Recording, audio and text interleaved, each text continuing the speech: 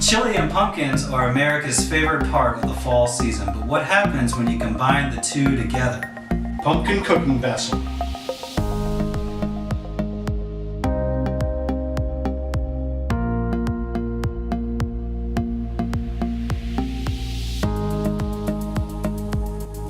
Hey guys, thanks for coming back. I'm Chef Rob. I'm here with Chef Paul. We're with Kitchenary Basics.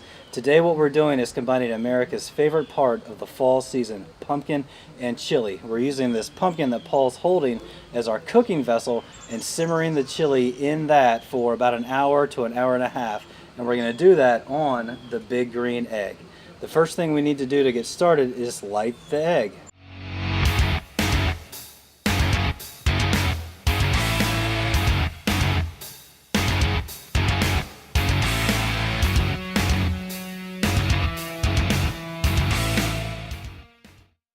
So we've got the grill lit. What we want to do is wait for it to get up to temperature about 350 degrees, and then we'll put the pumpkin on the indirect heating plates and let that simmer for maybe an hour to an hour and a half, and then we'll take it off, get a scoop, and see what it tastes like. Chef Paul here to talk about preparing the pumpkin cooking vessel. Your first step is to insert the indirect heating plate into the big green egg. Be sure to wipe off any excess grease and carbon deposits. This helps to ensure proper heat transfer between the indirect heating plate and the cooking vessel. Next, it's time to oil the pumpkin. Olive oil is your best option here, but canola oil will do in a pinch. Try to avoid motor oil and industrial lubricants. These may harm the flavor of your chili and could lead to irreparable kidney damage. Now, you're ready to pour in the chili. This can be the hardest part because of how tempting it is to eat the chili immediately.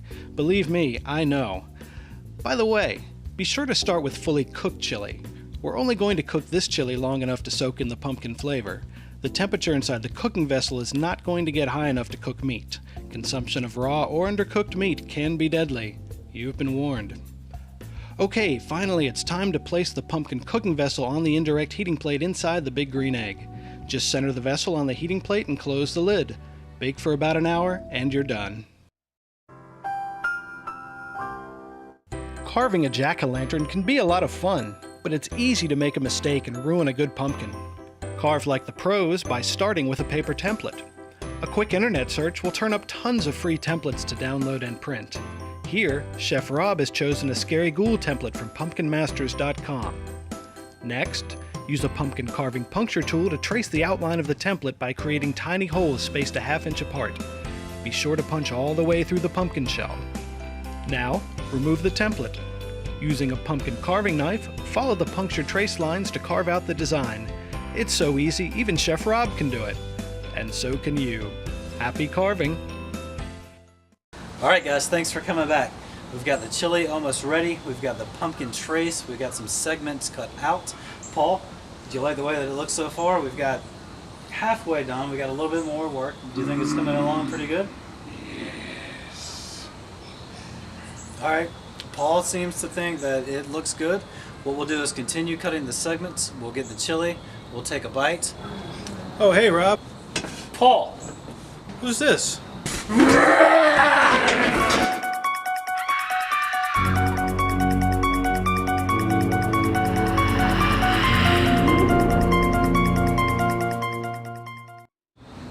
Alright guys, we're back. The chili that's been in the pumpkin cooking vessel has been in the egg for about an hour at an average of 350 degrees. We're going to take it out, put it on this tray, take it inside, and we'll have a bite.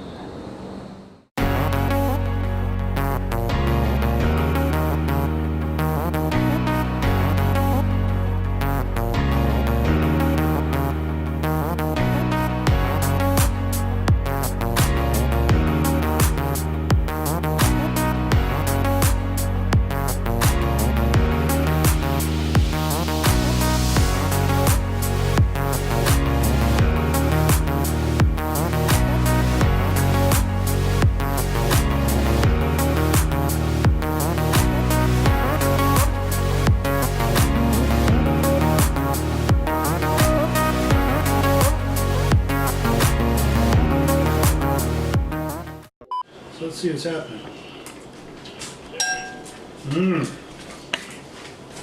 Oh man, this is great chili. Wow.